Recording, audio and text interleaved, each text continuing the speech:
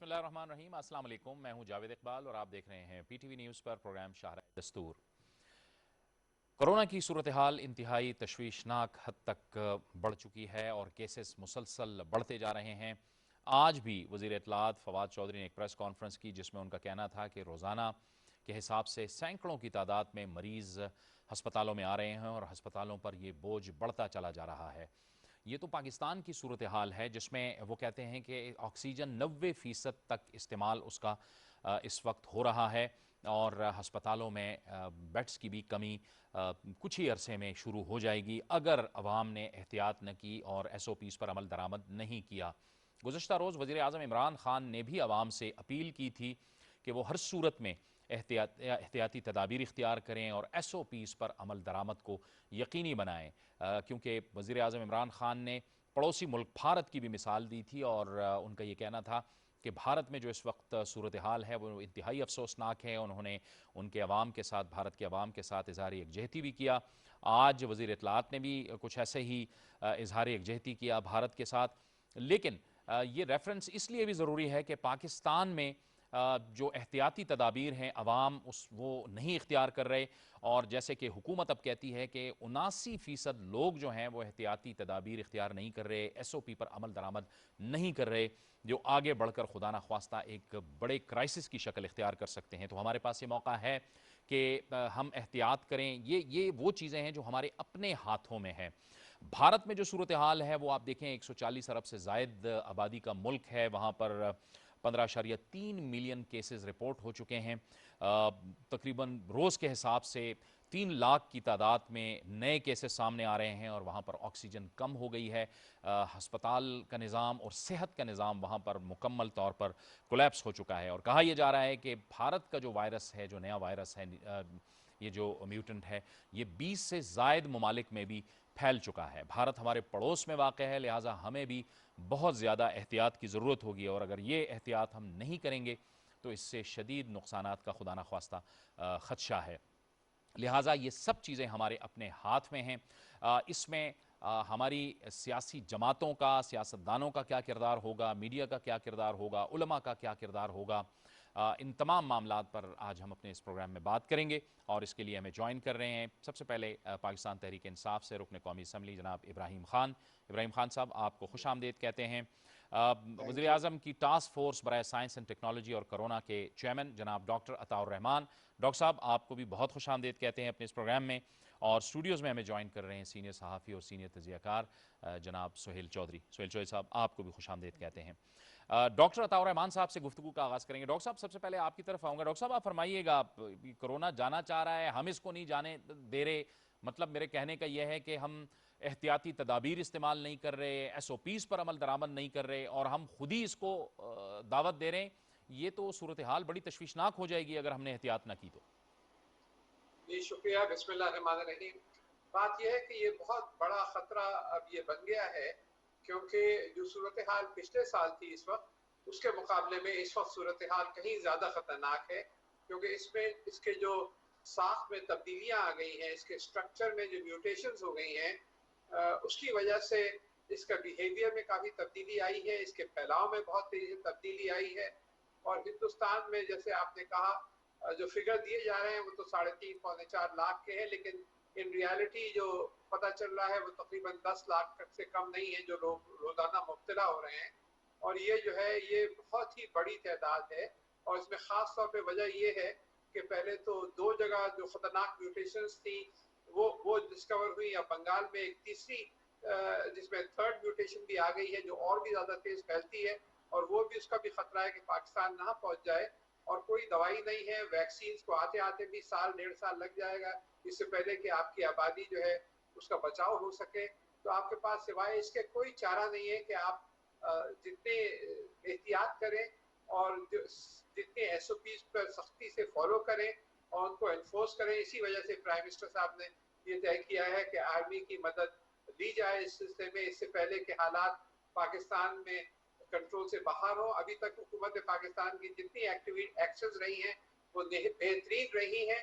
NCOC ने जिस अंदाज से सारे मामले को कंट्रोल किया है पिछले 1.25 साल के अंदर, वो एक मिसाल के तौर पे दिया जाता है। लेकिन आगे वाला जो खतरा है उसके लिए हमें मजीद तैयारी करनी होगी, खासतौर पे ऑक्सीजन, खासतौर पे वेंटिलेटर्स, खासतौर पे हॉस्पिटल्स के अंदर पूरी सप्लाईज, उसके लिए आज तैयारी करनी है ताकि 4 से 6 हफ्ते बाद जो इम्पैक्ट इस सब का आएगा हिंदुस्तान का और दूसरी जगहों का, उसके लिए हम पूरी तरह तैयार रहें।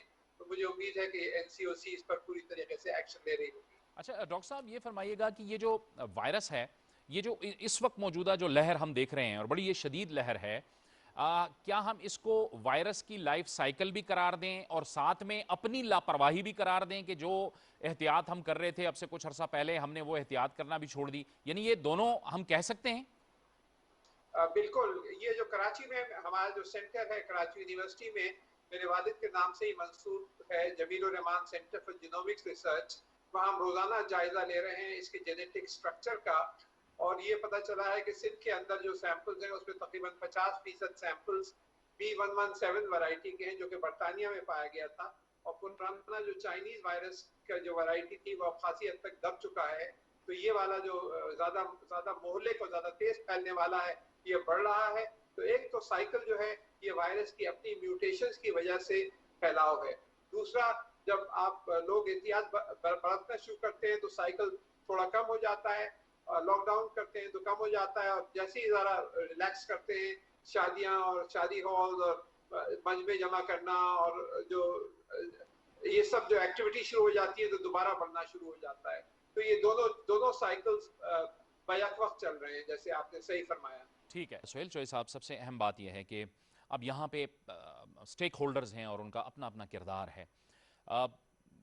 कोरोना से पहले की जो लाइफ थी वो एक तरह से थी, और अब पोस्ट कोरोना लाइफ जब हम देखते हैं तो हमें बिल्कुल पूरी दुनिया एक तब्दील होती हुई नज़र आती है। इसका असर हमारी माशरत यानी समाज पे भी है, हमारी मईशत पे भी है, हमारी सियासत पे भी है।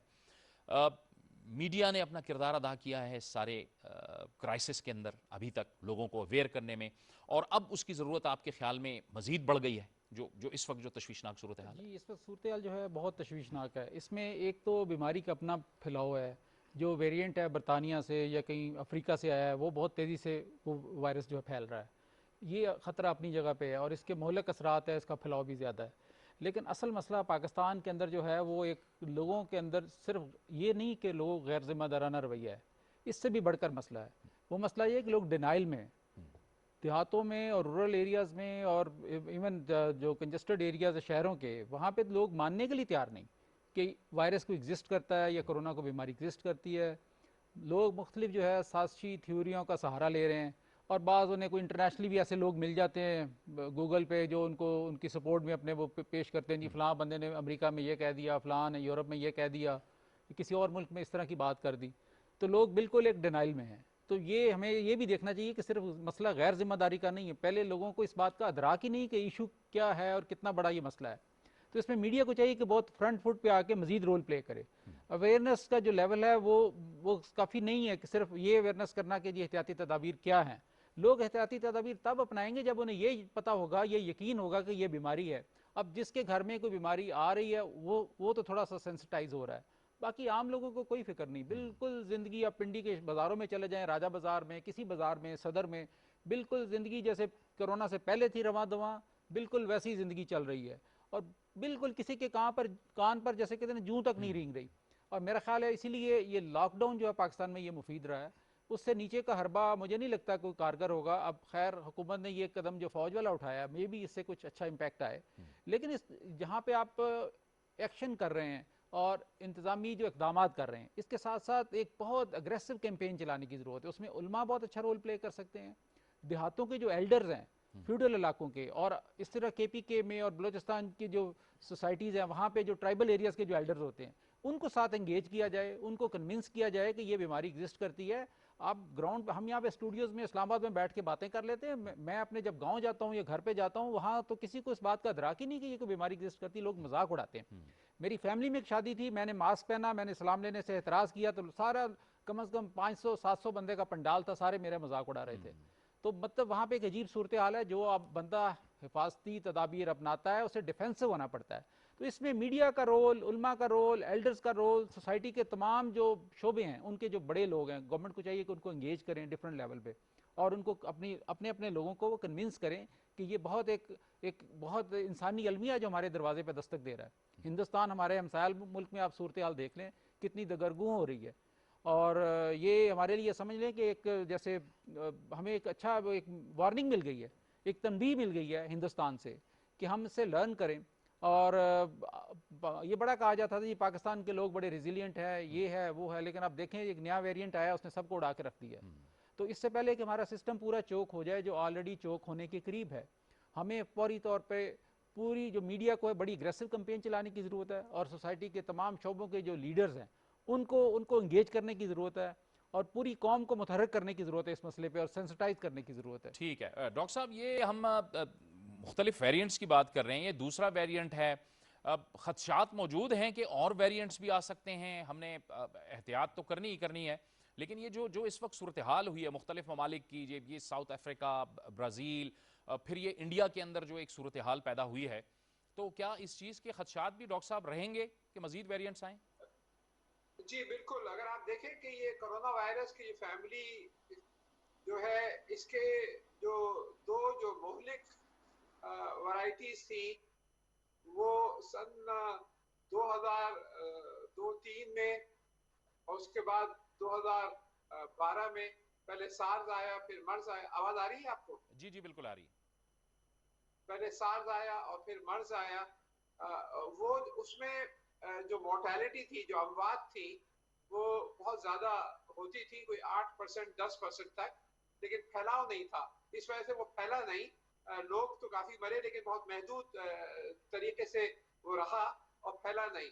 तो उसके अंदर जो तब्दीलियां थी स्ट्रक्चर की, ऐसी थी, अगर खुदा ना खास्ता इस वायरस में जो इस वक्त कोविड-19 है, जो इस वक्त मौजूद है, इसमें वो वाली अगर म्यूटेशन पैदा हो जाती है जो कि सार्स या मर्स में थी, जिससे अमवात की शरह ज्यादा हो रही थी। अभी जो अमवात है 1 से 2% हो रही है जितने लोग इन्फेक्ट होते हैं। अगर ये शरह बढ़ जाती है और 8 से 10% खुदा ना खास्ता होने लगती है, तो ये क़यामत का समा हो जाएगा। और इस वजह से ये बहुत बड़ा खतरा उभर रहा है। अगर इसको, और जितना ये ज्यादा होता है मौजूद, फैला हुआ होता है, उतना ज्यादा चांस म्यूटेशन का भी उसी हिसाब से बढ़ जाता है। तो क्योंकि ये हिंदुस्तान और बहुत से दूसरे इलाकों में काफी फैला हुआ है, तो वहीं से आपको ज्यादा म्यूटेशंस अब आपको डिस्कवर हो रही हैं, और वही फिर आके फैल रही हैं और दूसरे इलाकों में छा रही हैं। और इस वक्त कोई दवाइयां नहीं है इसके लिए।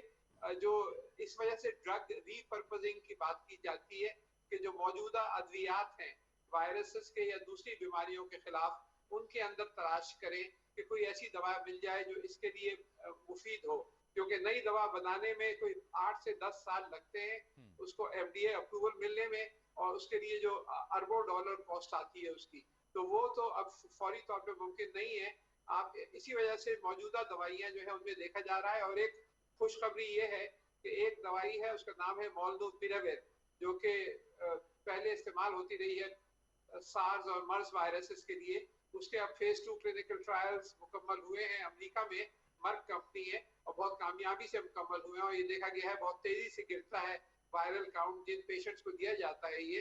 तो अगर वो 3-4 महीने में वो आ जाता है फेज 3 कामयाबी से, तो फिर एक उसका इलाज सामने आ जाएगा। दूसरा जो है, अब नेजल वैक्सीन भी डेवलप हो रही है कि आपको इंजेक्शन नहीं लगाना पड़े, क्योंकि मैन्युफैक्चरिंग फैसिलिटी महदूद है, बल्कि आप खाली एक स्प्रे ले लें नाक के अंदर और वैक्सीन का ही असर हो जाए। तो नेजल वैक्सीनेशन के ऊपर भी बहुत काम हो रहा है। तो ये जो नई ब्रांचेस हैं, इससे उम्मीद की कुछ किरण आ रही है, लेकिन जब तक ये सब नहीं आ जाती मार्केट में, जब तक आपको सख्ती से SOPs पे अमल करना है, और कोई आपके पास रास्ता नहीं है। गोया अब तक तो वैक्सीन ही है, और फिर आप फरमा रहे हैं कि ये एक अच्छी बात है कि एंटीवायरल पे भी काम हो रहा है, और आप तवक्को कर रहे हैं कि चलें जल्द ही आ जाए। इब्राहिम खान साहब, आपकी तरफ आएंगे। हुकूमत ने तो जाहिर है नए जो इक़दामात हैं उनका ऐलान कर दिया।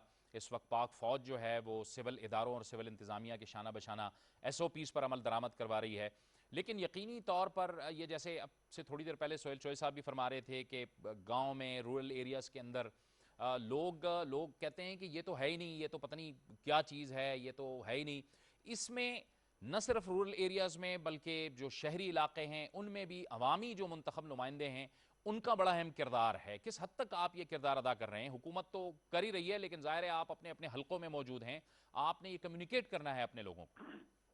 जी, पहली बात तो ये है जी कि ये दो फैक्टर्स हैं मेन जो हमें, एक इंटरनल है जो इशू आपने भी, डॉक्टर साहब ने भी डिस्कस किए, आपने भी किए।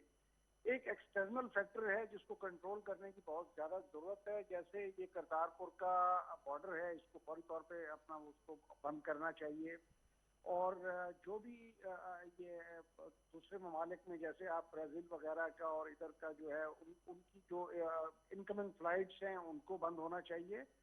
लोगों में अवेयरनेस वाकई ही शहरों की हद तक तो काफ़ी हद तक जो है लोग इसको समझते हैं, देहातों में अभी तक उसको सीरियसली नहीं ले पा रहे। लेकिन हम अपने टेक्स्ट मैसेजेस के थ्रू, अपने व्हाट्सएप्स के थ्रू, जहाँ पे हमारा कम्युनिकेशन है, लोगों को काम वाम के सिलसिले में बात करते हैं, तो उधर भी हम यही कोशिश कर रहे हैं। उलमा इकराम के थ्रू मकसद है, छोटी छोटी मसाजिद जिस तरह गांव में होती हैं उनके थ्रू उनको बताया गया है कि देखें एहतियात बहुत जरूरी है। बाद में आएगा इलाज या मकसद है कि उसका ट्रीटमेंट वाली बात तो बाद में आती है, एहतियात सबसे पहले है। और ये मास्क और एसओपी का फॉलो करना बहुत जरूरी है और उसके लिए मैक्सिमम कोशिश हो रही है। हर आदमी अपने लेवल पे ये कर रहा है। दूसरी तौर से पिछले 3-4 दिन से जो इंडिया से आई हैं वीडियोज आ रही हैं, उनको हम मैक्सिमम शेयर कर रहे हैं कि ये देखें, ये कैटास्ट्रॉफिक एक किस्म का वो है और इसमें आप लोग अपनी जान की खुद हिफाजत करें। गवर्नमेंट तो अपनी लेवल पे जो कर सकती है वो कोशिश कर रही है और इसको एक इस लेवल पे न ले जाएं कि फिर इसको संभालना मुश्किल हो जाए। ठीक है डॉक्टर अता रहमान साहब, आप फरमाइएगा, ये जो वैक्सीन इस वक्त पाकिस्तान में आ रही है या है पूरी दुनिया के अंदर, इसकी एफिकेसी का रेट तकरीबन कितना है? बात यह है कि तकरीबन 100% लोगों में ये इस प्रोटेक्शन देती है कि आपको शदीद बीमारी नहीं होगी। शदीद बीमारी में तो तकरीबन 100% प्रोटेक्शन है। हाँ, जो लोग लगा रहे हैं उनमें से 20 से 30% या कभी 40% को फिर भी वैक्सीन लगाने के बाद कोरोना फिर भी हो सकता है, और लेकिन फिर वो बुखार तेज नहीं होगा, ज्यादा शिद्दत से नहीं होगा, उनको हॉस्पिटलाइजेशन की जरूरत नहीं होगी, तो हल्का सा होकर फिर गुजर जाता है। तो वैक्सीन प्रोटेक्ट तो हर एक को कर रही है, लेकिन इससे 100% बचाव नहीं है। आप फिर भी कोरोना वायरस हो सकता है, लेकिन पूरी शिद्दत से नहीं होगा। और ये बात जितनी वैक्सीन है सबके लिए ये बात ये दुरुस्त है।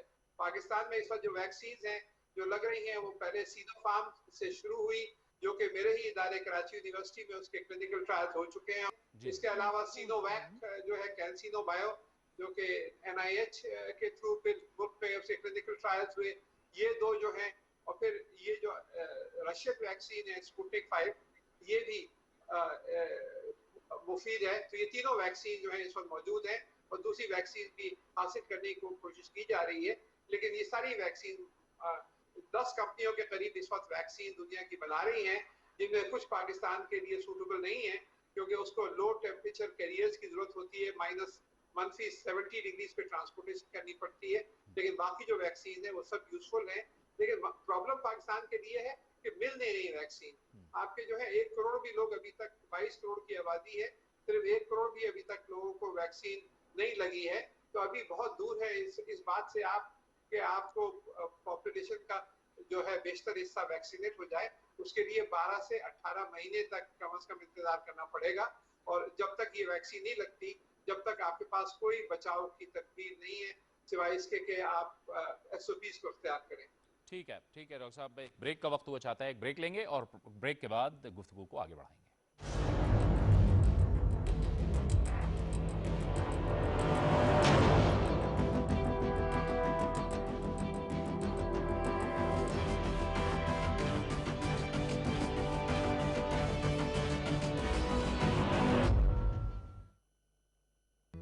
सिर्फ रॉयल पैंट्स से मिले खूबसूरती और दिलकशी का मुनफरिद अंदाज। रॉयल पैंट्स, साथ जिंदगी भर का। रमजानुल मुबारक में कोरोना वायरस के फैलाव की रोकथाम, मसाजिद में हुकूमत के वज़ा करदा असूल ज़वाबित पर अमल दरामद को यकीनी बनाएं। नमाजी घर से वजू करके मास्क पहनकर और अपनी जाय नमाज साथ लेकर मस्जिद में आएं। 60 साल से ज्यादा उम्र के अफराद, बच्चे और खांसी, नज़ला, जुकाम वगैरह के मरीज मसाजिद में न आएं। मस्जिद में हाथ मिलाने, गले मिलने या मजमा लगाने से गुरेज करें। हॉल की बजाय सहन में नमाज पढ़ी जाए। नमाजियों के दरमियान 3 फुट का फासला रखें। मसाजिद की इंतजामिया एहतियाती तदाबीर पर अमल दरामद को यकीनी बनाए। सहर व इफ्तार का इज्तिमाई इंतजाम न किया जाए। एतकाफ घर पर करने को तरजीह दें। याद रहे, इन असूल ज़वाबत पर अमल दरामद न होने की सूरत में हुकूमत इस पॉलिसी पर नजरसानी कर सकती है। हुकूमत पाकिस्तान। होम डिलीवरी के लिए अभी royalfans.com पर ऑर्डर करें।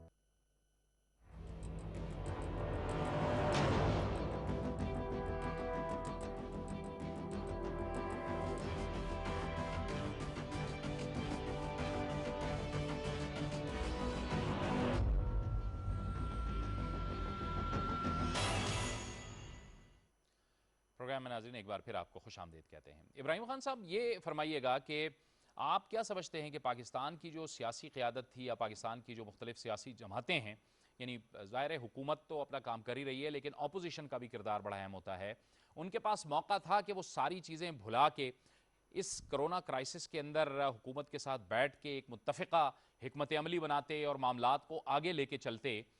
लेकिन हमने देखा कि PDM के दौरान जलसे जुलूस भी होते रहे, गैदरिंग्स भी होती रहीं।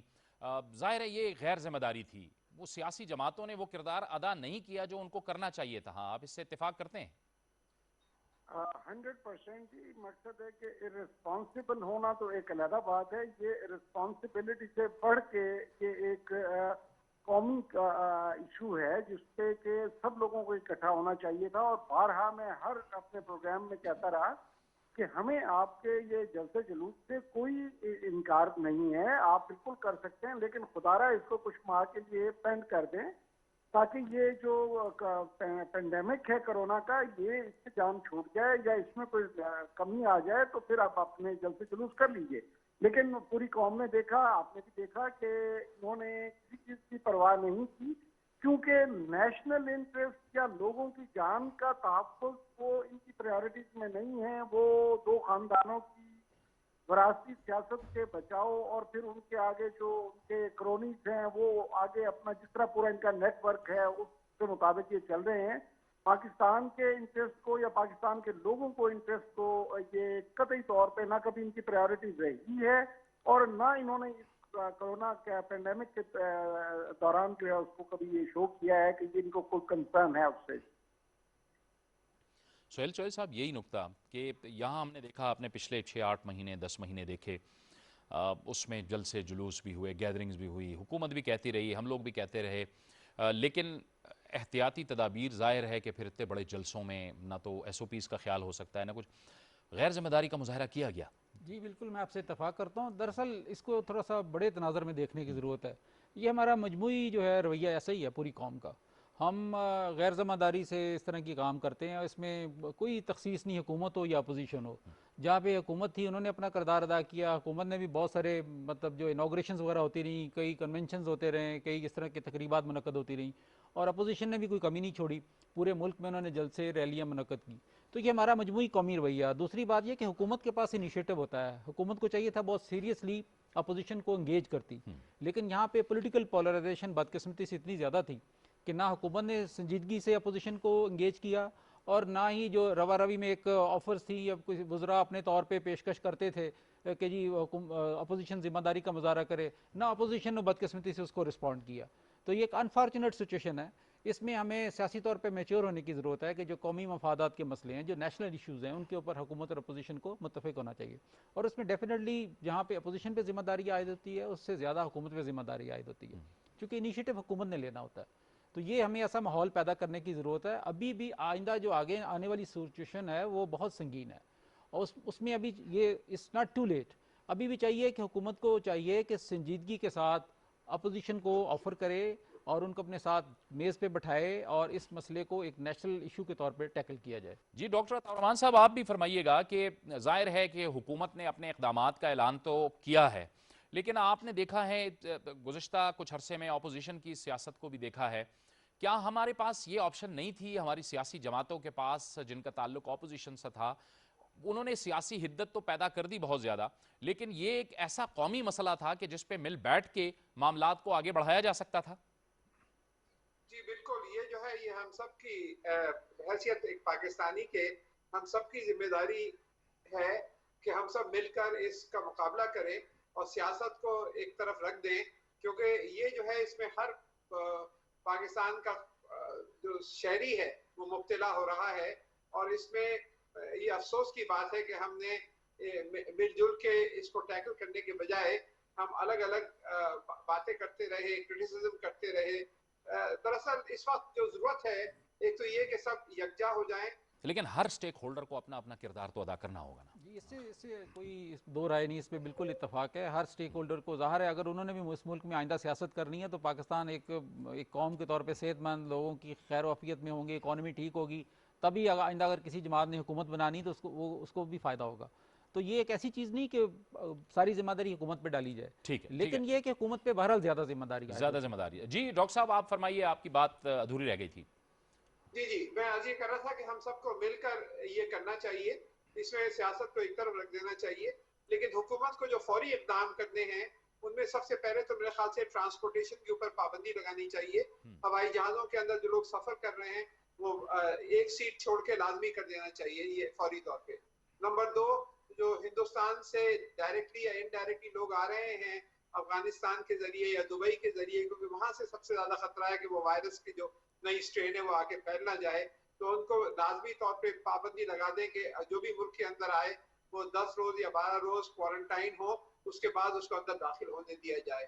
तो जो एयरपोर्ट्स हैं, जो रेलवे स्टेशन है, वहाँ उनके बराबर क्वारंटाइन अरेंजमेंट्स करने चाहिए, ताकि जो लोग अंदर मुल्क के अंदर दाखिल हो रहे हैं वो जिस तरह बरतानिया ने किया है, आप बरतानिया जाएं तो आपको लाजमी तौर पे 10 रोज 12 रोज क्वारंटाइन करना पड़ता है अपने आप को, इससे पहले कि आप बरतानिया के अंदर दाखिल हो।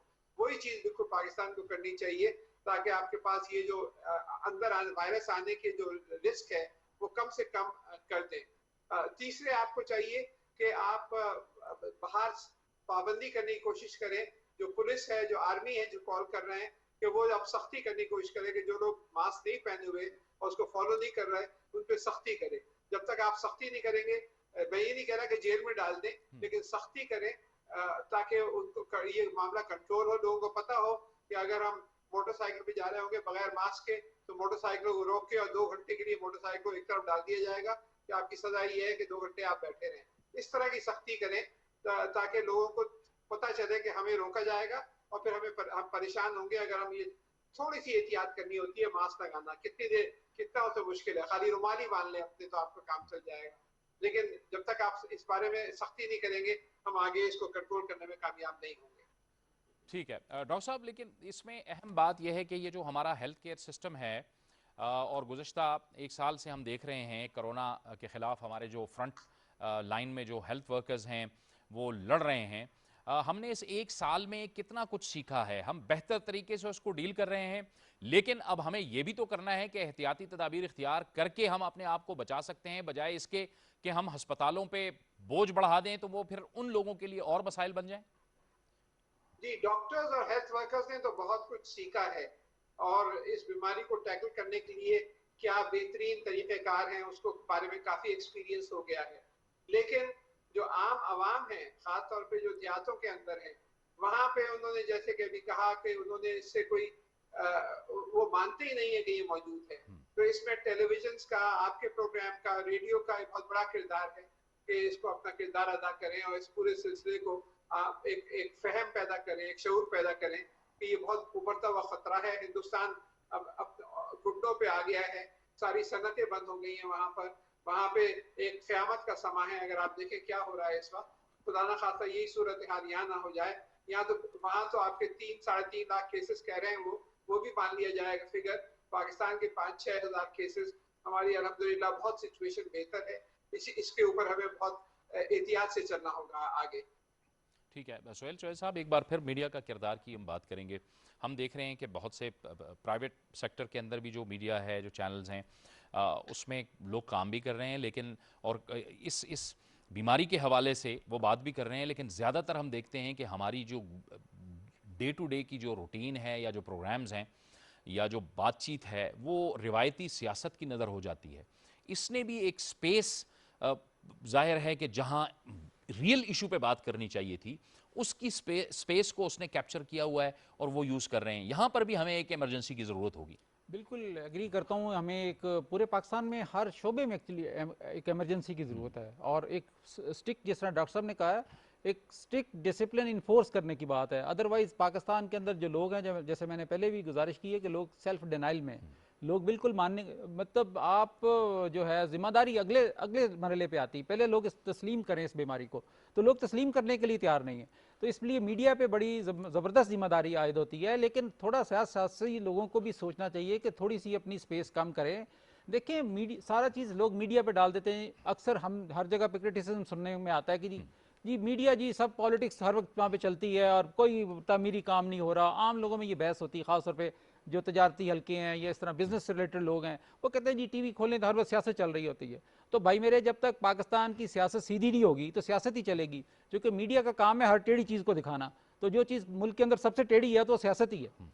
तो जब तक आप सियासत को स्मूथ नहीं करते, डेमोक्रेसी स्मूथ नहीं होती, सिस्टम जो है अदारे अपने सही तरीके से फंक्शन नहीं करते, तो ये आपकी हेडलाइंस भी बनेंगी पॉलिटिक्स और स्पेस भी ज़्यादा लेगी। लेकिन इस सिचुएशन में ज़रूरी है कि थोड़ा सा पॉलिटिक्स को बैकफुट पे लाया जाए, और ये एक नेशनल इमरजेंसी है, इसका अदराक किया जाए। क्योंकि बिल्कुल मैं पहले भी कह चुका हूँ कि इंसानी अलमिया हमारे दरवाजे पे दस्तक दे रहा है, हमें इसको समझना चाहिए, हमें एक वार्निंग मिल चुकी है, और हमें इसको बहुत सीरियसली लेके मीडिया को अपना इफेक्टिव रोल प्ले करना चाहिए। लेकिन देखिए दूसरी तरफ हुकूमत को भी चाहिए कि मीडिया के लोग, आप भी देखते हैं, आप भी रिपोर्टिंग करते रहें, मुख्तलिफ जगहों पे कवर करने के लिए जाते रहें, तो मीडिया के लोगों ने एक फ्रंट लाइन के तौर पे काम करना होता है हर सिचुएशन में। कोई डिजास्टर हो, कोई भी सिचुएशन हो, जलसा हो, जुलूस हो, तो वहाँ पे चाहिए था कि जो मीडिया वर्कर्स हैं उनको वैक्सीन जो है ना प्रायोरिटी पे लगाई जाती। लेकिन बहुत से हमारे जो कुलीग्स हैं वो अल्लाह को प्यारे हो गए हैं, बड़े बड़े नामवर सहाफ़ी चले गए हैं एज फ्रंट लाइन के ऊपर काम करते करते। तो ये हुकूमत को इस पर भी गौर करना चाहिए कि जो तमाम ऐसे शोबे जो फ्रंट लाइन के तौर पे काम कर रहे हैं मुल्क के अंदर कौम के लिए, उनको कम से कम वैक्सीनेट करना चाहिए। और वैक्सीनेशन का अमल जो है हमारे यहाँ बहुत सुस्त रवैये का शिकार है, और बहरहाल हम खित्ते में सबसे हमारी जो है हम लोएस्ट उसमें हैं। हाँ, वैक्सीनेशन की तरफ मैं आ रहा हूँ, ये बड़ा एक लम्हा फिक्री है, इसके ऊपर भी गौर करने की जरूरत है।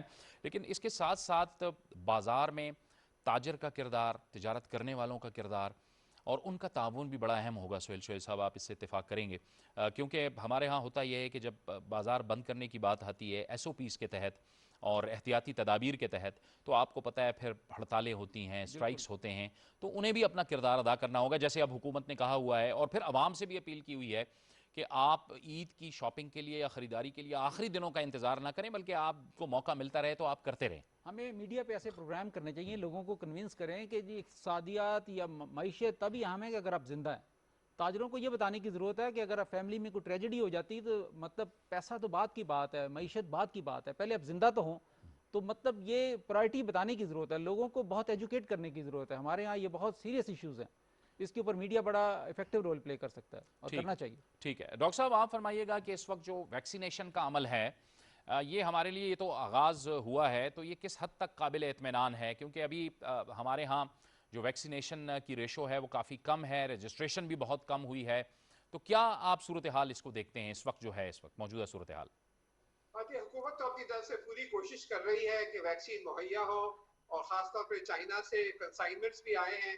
लेकिन प्रॉब्लम यह है कि क्योंकि मैन्युफैक्चरिंग कैपेबिलिटी जो है वो कम है और दुनिया की डिमांड ज़्यादा है, तो इस वजह से एक बहुत बड़ा मसला है हमारे लिए कि वैक्सीन मुहैया नहीं हो पा रही बावजूद पूरी कोशिशों के। तो ये मुझे लगता है कि अगले महीना 2 महीने में सूरत हाल बहुत बेहतर हो जाएगी और वैक्सीन की क्वांटिटी बेहतर हो जाएगी। लेकिन अभी हम बहुत पीछे हैं। अगर आप हिंदुस्तान और बांग्लादेश और दूसरे ममालिक के मुकाबला करें तो पाकिस्तान बहुत पीछे है, और हमें कोशिश करनी चाहिए कि ज़्यादा से ज़्यादा वैक्सीन मुहैया हो ताकि हम आगे बढ़ सकें।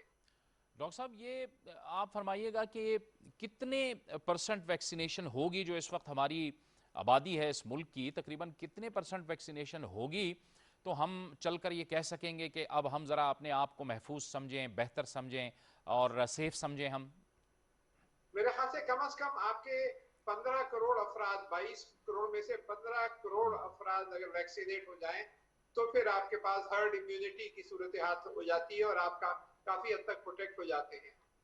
अभी तो आप लाखों का फिगर है, अभी आप करोड़ों में तो गए नहीं, तो इस वजह से अभी बहुत दूर है वो मकाम, और मेरा ख्याल से कम साल से 1.5 साल लगेगा अगर सब लोग तैयार हो अपने आप को वैक्सीनेट कराने के लिए। ठीक है। अच्छा डॉक्टर साहब, ये भारत के अंदर जो सूरत हाल हुई है, इसके बारे में ये कहा जा रहा है कि इसमें ज़्यादा जो किरदार था वो खुद जो भारतीय वज़ीर आज़म है मोदी, उनकी जो इलेक्शन कैंपेन चल रही थी मुख्तलिफ सूबों में, उसकी वजह से भी बड़ा नुकसान हुआ है उनको।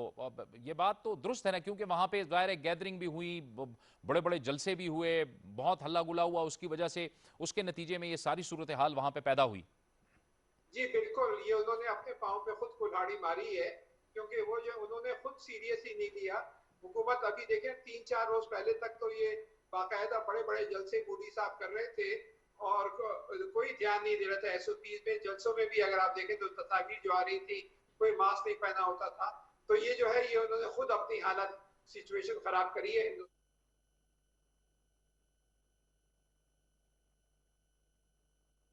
अल्लाहु अकबर,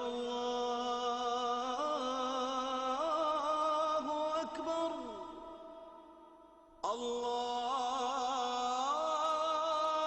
अल्लाहु अकबर, अल्लाहु अकबर, अशहदु अन ला इलाहा इल्लल्लाह,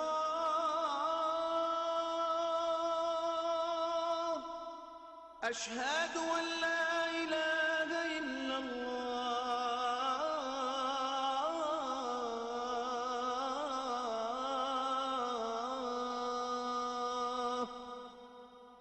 أشهد أن محمدا رسول الله، أشهد أن محمدا رسول الله،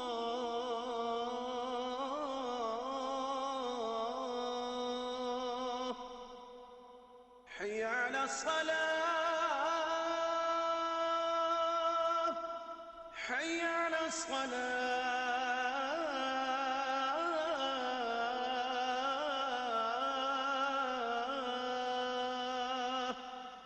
حي على الفلاح،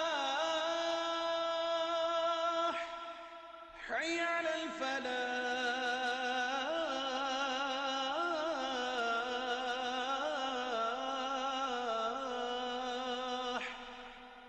الله أكبر، الله أكبر، لا إله إلا الله.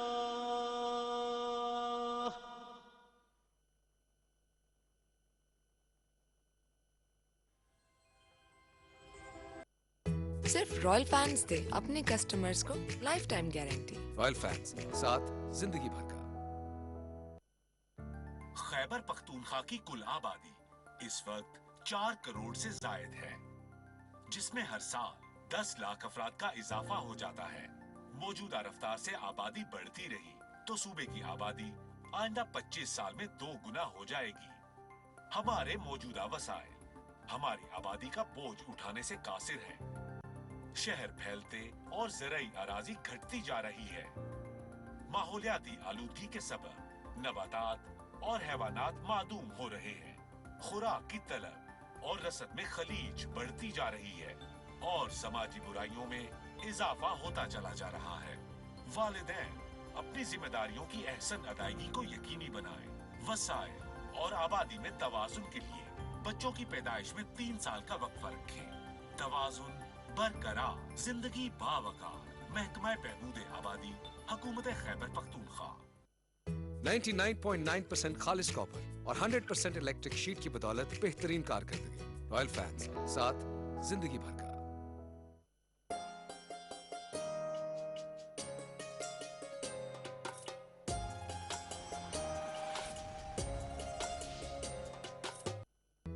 सिर्फ रॉयल फैंस से मिले खूबसूरती और दिलकशी का मुनफरिद अंदाज। रॉयल फैंस, साथ जिंदगी भर का।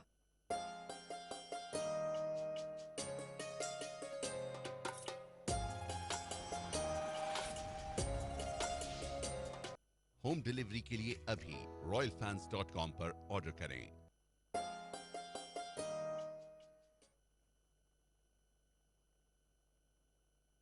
और दूसरी जगहों से जो तस्वीर आ रही हैं कि लोग सड़कों पे पड़े हुए हैं और कोई ना उनके पास ऑक्सीजन है, ना उनके पास वेंटिलेटर्स हैं, उनके हॉस्पिटल जो हैं वो इस काबिल नहीं रहे कि लोगों को देख सकें, तो ये क़यामत का समा बनता जा रहा है वहाँ पर। तो ये हमारे लिए एक सबक ठीक होनी है, चाहिए ठीक है। कि ये हम सोहेल साहब, सिचुएशन ये जो यहाँ मैंने नहीं जिस पैदा तरफ इशारा किया है, ज़ाहिर है इसका बराह रास्त ताल्लुक फिर हमारे वो पड़ोसी हैं, फिर हमारे मुल्क में भी ये होता रहा है जिसकी तरफ हमने पहले इशारा किया है। यही एक गैर जिम्मेदाराना एक इररिस्पॉन्सिबल बिहेवियर जो है वो बाज़ औक़ात इतना बड़ा क्राइसिस बन जाता है कि आपकी तवक्को में भी वो नहीं होता, जैसे कि वहाँ पे हुआ है। जी बिल्कुल, इसमें कोई दो राय नहीं। ये हमें ऐसी खुदा न खासा सिचुएशन का सामना करना पड़ सकता है कि अगर हमने इस तरह की अगर जलसे जुलूस पाकिस्तान के अंदर मुनक़द करेंगे, और हाल ही में आपको पता है कि पाकिस्तान के अंदर जो एक मजहबी तंजीम जो है, जिस तरीके से उन्होंने पूरे पाकिस्तान में लॉकडाउन किए और कैसे अपनी वो रैलियाँ की और मुजाहरे किए और रोड ब्लॉक्स किए, तो उससे भी एक बड़ी जो है ऐसे चांसेस हैं कि जो है वायरस उसका फैलाव तेज़ी से हो। तो हमें ऐसे तमाम इज्तिमात से ग्रेज करना चाहिए। लोगों को शादियां भी डेफर कर देनी चाहिए, पोस्टपोन कर देनी चाहिए। लेकिन यह है कि इसके लिए एक बड़ी नेशनल लेवल पे कैंपेन चलाने की ज़रूरत है, लोगों को समझाने की ज़रूरत है, और अगेन जैसे तमाम कम्युनिटी के लीडर्स हैं डिफरेंट, उनको इंगेज करने की ज़रूरत है। हर शुबा ज़िंदगी को मिला के उनका जो लीडर है, उनके जो रहनुमा है, उनसे बात करें, उनको कन्विंस करें। ये बड़ा ज़रूरी है पाकिस्तान के अंदर इसके ऊपर बहुत ज़्यादा डिनाइल है। इसी तरह आपने वैक्सीन का जिक्र किया, वैक्सीन के ऊपर उससे भी बुरी सूरत हाल है। अब ये बदकिस्मती है पाकिस्तान की, डॉक्टर्स जो हैं साइंस पढ़े होते हैं शुरू से और मेडिकल प्रोफेशन में हैं, वो भी कंस्पिरेसी थ्योरीज पे बिलीव कर रहे हैं। आप देखिए कि आपने हेल्थ वर्कर्स को ऑफर किया सबसे पहले रजिस्टर कराने के लिए, तो 15 या 20 लाख में से कम 2.5-3 लाख से ज़्यादा किसी ने अपने आप को रजिस्टर नहीं करवाया, यानी कि वैक्सीनेशन नहीं करवाई। तो ये भी एक बड़ी अलमिया, हमें अपने कौमी मजाज को समझने की ज़रूरत है, उसको एनालाइज करने की ज़रूरत है, फिर उसका सोल्यूशन निकल सकता है। कि जहाँ पे डॉक्टर्स इस बात पे यकीन नहीं कर रहे जी वैक्सीनेशन आपके लिए सेफ है, तो आम लोग कैसे करेंगे इस पे यकीन? ठीक है डॉक्टर अताउर रहमान साहब, ये भी एक बड़ा अहम मामला है। ये जैसे हमने देखा था कि पोलियो की वैक्सीनेशन होती थी, उसके खिलाफ भी ये कंस्पिरेसी थ्योरीज बहुत ज़्यादा चलती थी, लेकिन मीडिया ने, अखबारात के ज़रिए, हुकूमतों ने, हुकूमत वक्तों ने एक ज़बरदस्त कैंपेन की, और आज हम जो हैं वो पोलियो फ्री पाकिस्तान की जानिब गामजन हैं, बड़ी हद तक हम कामयाब हो चुके हैं। बिल्कुल ऐसे ही यहाँ भी ज़रूरत होगी हमें, क्योंकि ज़ाहिर है सवालात उठाए जाते हैं। हालांकि वैक्सीन जो है वो हर जगह बिल्कुल भरपूर तरीके से जो है उसकी एफिकेसी बाकायदा तौर पे मौजूद है।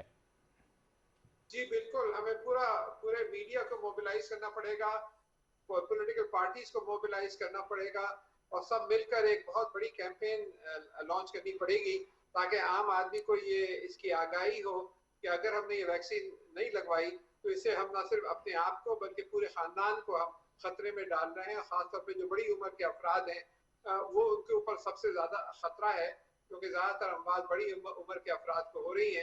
तो ये एक मुश्तरका रिस्पॉन्सिबिलिटी है हर पाकिस्तानी की और हर ऑर्गेनाइजेशन की कि बाकायदा एक जंग लड़े इस वायरस के खिलाफ, और सब मिल के एक जगह होकर हम जंग लड़े तो इंशाअल्लाह, और फिर दुआ करें अल्लाह ताला से, तो इंशाअल्लाह हम जरूर कामयाब होंगे इंशाअल्लाह। डॉक्टर साहब, ये जो इस वक्त एक सूरत हाल है जिसकी हम इमरजेंसी की बात कर रहे हैं कि हमें एहतियात करनी है, कुछ अंदाज़ा आप बता सकते हैं कि यानी आज से कब तक हमें, कितने दिन मजीद तक हमें बड़ी सख्त एहतियात करनी होगी? वैसे तो SOPs पर अमल दरामद हमें करना ही होगा, एहतियात तो करनी होगी, लेकिन कितने दिन तक का स्पेन हो सकता है जो बड़ा सख्त होगा हमारे लिए?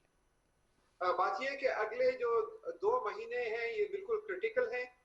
इसमें हमें चाहिए कि बिल्कुल इसको कंट्रोल करके वापस 1000-1500 के लेवल पर ले आए, जो कि आ गया था पहले, इस वक्त कोई 6000 के लेवल के ऊपर है। तो और उसके बाद फिर हमें कंटिन्यूअस एहतियात चाहिए होगी जब तक कि वैक्सीन नहीं आ जाती। लेकिन अगले 8 हफ्ते मैं समझता हूँ बहुत ज्यादा क्रिटिकल हैं कि सख्ती करनी पड़ेगी। आपको लॉकडाउन मुख्तलिफ एरियाज को करना पड़ेगा, आपको स्कूल, कॉलेजेस, यूनिवर्सिटी सब बंद रखने पड़ेंगे, और अगर उसके बाद कंट्रोल में आ जाता है तो फिर आहिस्ता आहिस्ता आप रिलैक्स कर सकते हैं। लेकिन क्योंकि ये इस वक्त ये वायरस की जो वैरायटी है ये बड़ी मुहलिक वैरायटी आ गई है, तो इसलिए सबको हमें मिलकर इसके खिलाफ जंग लड़नी होगी। बहुत बहुत शुक्रिया डॉक्टर अताउर रहमान साहब, सोहेल चौधरी साहब, आपका भी बहुत बहुत शुक्रिया। इब्राहिम खान साहब भी हमारे साथ गुफ्तगू में शामिल रहे, उनका भी बहुत बहुत शुक्रिया। लेकिन अहम मामला यह है कि अब ये सारे जो एहतियाती तदाबीर हैं, जो SOPs पर अमल दरामद है, ये नाजरीन हमारे अपने हाथ में है।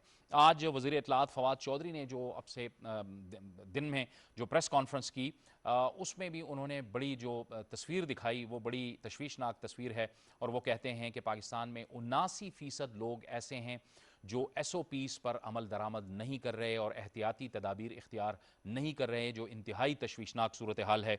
इसके साथ साथ उनका ये भी कहना था कि शहरी इलाकों में अब जो केसेस की तादाद है वो बढ़ रही है और जो हस्पताल हैं उन पर भी बोझ बढ़ता चला जा रहा है। अगर ये सूरत हाल कंट्रोल ना हुई तो आने वाले दिन हमारे लिए बड़े ख़तरनाक हो सकते हैं। लिहाजा SOPs पर अमल दरामद कीजिए और एहतियात कीजिए, क्योंकि ये सब हमारे अपने हाथ में है। इजाज़त दीजिए, अल्लाह हाफ़िज़।